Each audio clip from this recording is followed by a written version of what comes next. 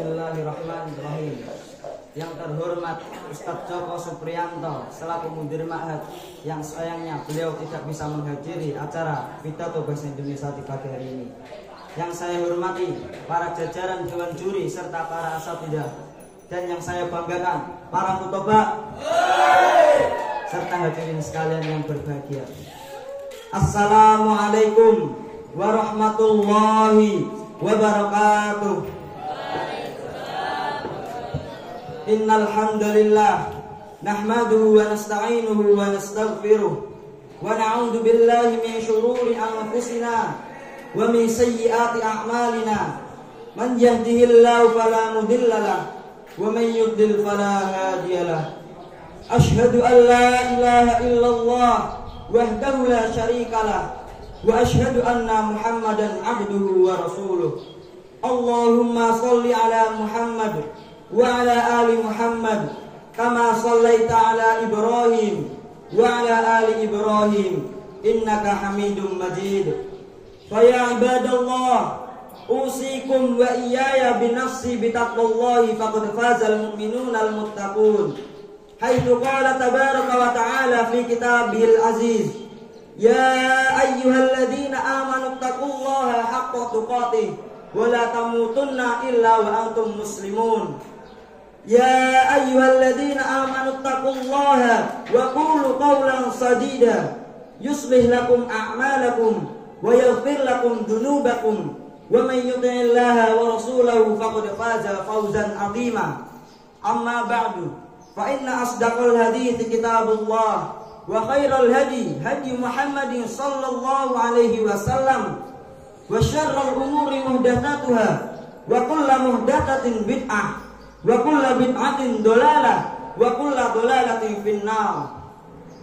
Pertama-tama, marilah kita panjatkan puja dan puji syukur kita atas kehadirat Allah Subhanahu wa taala yang telah memberikan kita banyak sekali nikmat-nikmatnya, seperti nikmat iman, Islam, ihsan, dan nikmat kesehatan.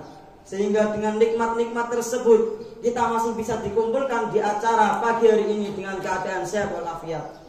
Karena banyak orang-orang di luar sana yang tidak Allah kehendaki untuk bisa merasakan apa yang sedang kita rasakan sekarang. Kedua kalinya, salawat serta salam tak lupa kita curahkan kepada suri tauladan kita, Nabi Muhammad sallallahu alaihi wasallam beserta keluarganya, para sahabat-sahabatnya, dan orang-orang yang senantiasa mengikuti sunnah-sunnah beliau hingga hari akhir. Semoga kita mendapatkan syafaatnya beliau kelak. Amin amin ya rabbal alamin.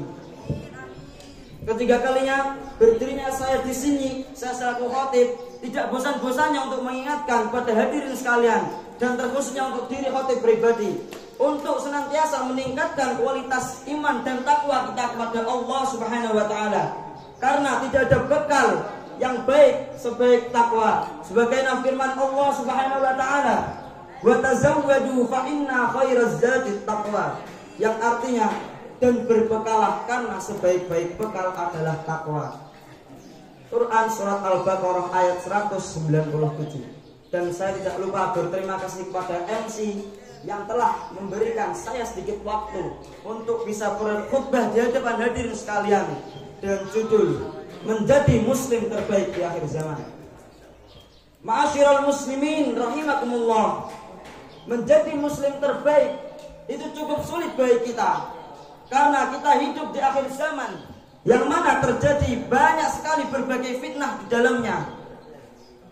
Rasulullah sallallahu alaihi wasallam menggambarkan bahwa akhir zaman adalah sebagaimana sabda Rasulullah, akhir zaman adalah rusaknya parameter manusia dalam memandang hakikat kemuliaan hidup. Kebohongan dan kepalsuan lebih disukai, lebih digemari daripada kebenaran dan kejujuran.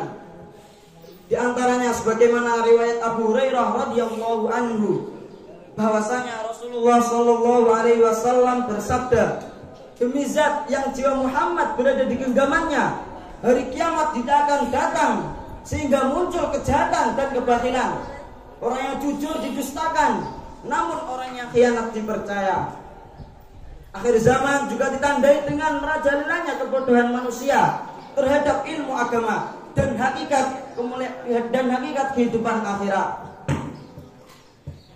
Sebagaimana sabda Rasulullah Shallallahu Alaihi Wasallam, di antara tanda-tanda hari kiamat adalah diangkatnya ilmu, ditetapkannya kebodohan, menjadikan khamr sebagai minuman, dan maraknya zina di mana-mana.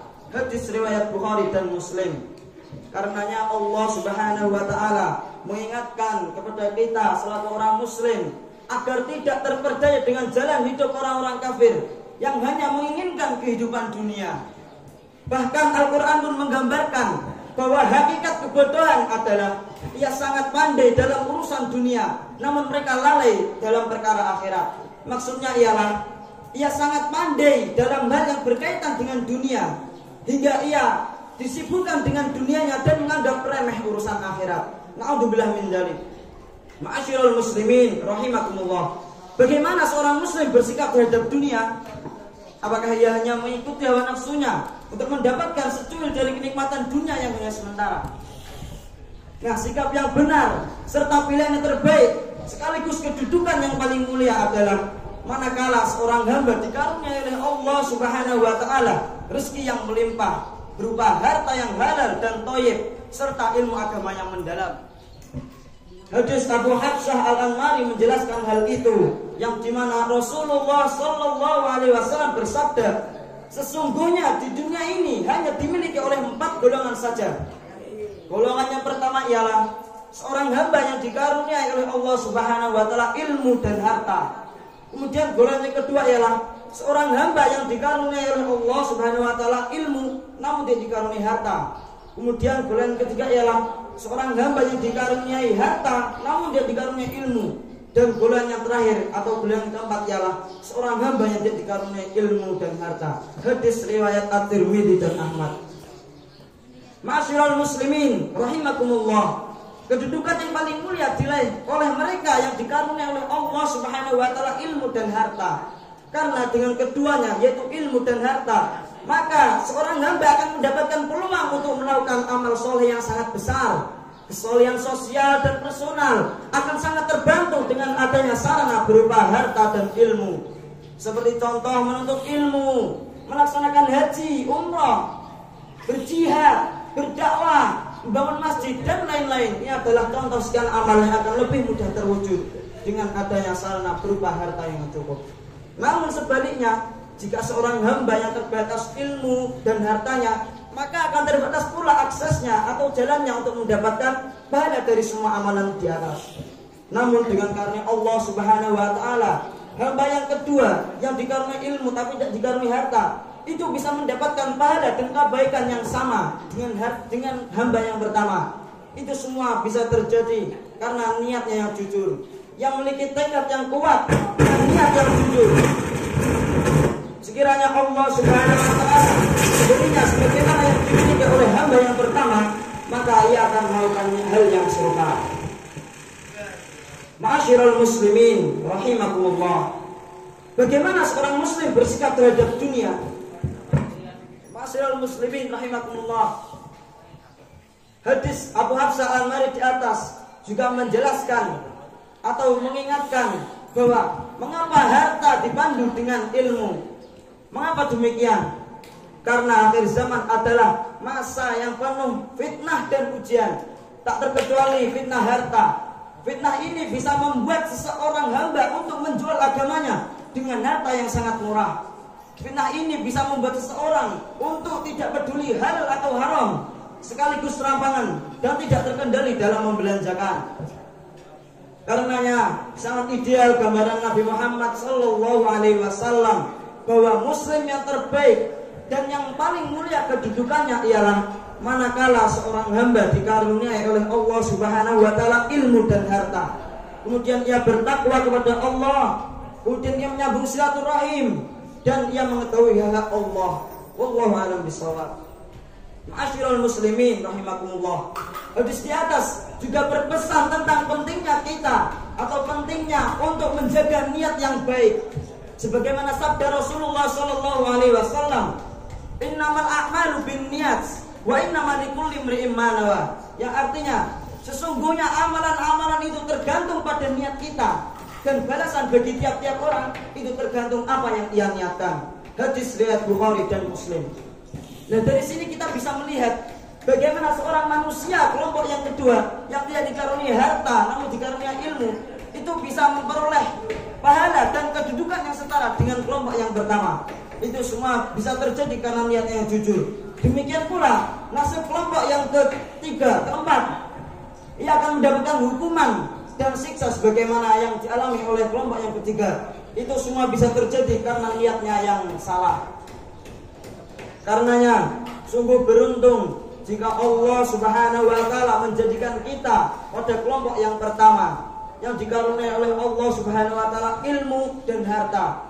Sekiranya Allah Subhanahu wa taala belum menjadikan kita berada di kelompok tersebut, setidaknya kita berada di kelompok yang kedua yang dikaruniai oleh Allah Subhanahu wa taala ilmu namun tidak dikaruniai harta. Dan kita berlindung pada Allah Subhanahu wa taala agar menjauhkan kita dari kelompok yang ketiga yang dinyatakan Nabi Sallallahu Alaihi Wasallam sebagai seburuk-buruk manusia, dan terlebih bila kita masuk dalam kelompok yang terakhir.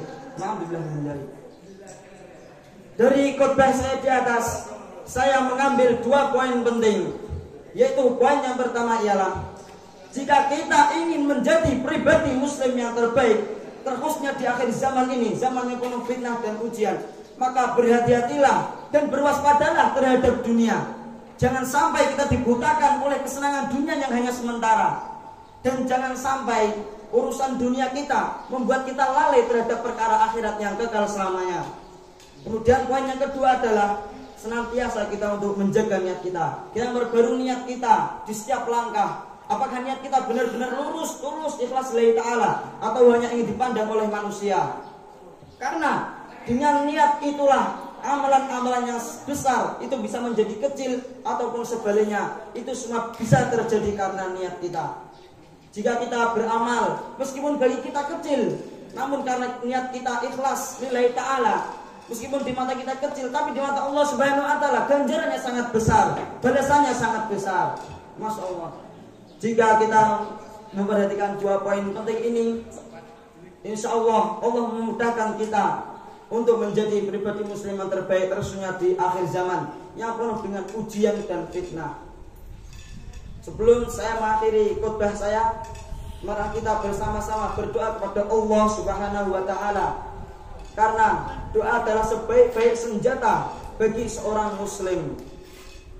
Yang doa adalah salah satu senjata yang paling ampuh juga yang kita lakukan atau yang kita gunakan untuk di akhir zaman. Innallaha wa malaikatahu yusholluna 'alan nabi. Ya ayyuhalladzina amanu shallu 'alaihi wa sallimu taslima. Allahumma shalli 'ala Muhammad wa 'ala ali Muhammad kama shallaita 'ala Ibrahim wa 'ala ali Ibrahim innaka Hamidum Majid.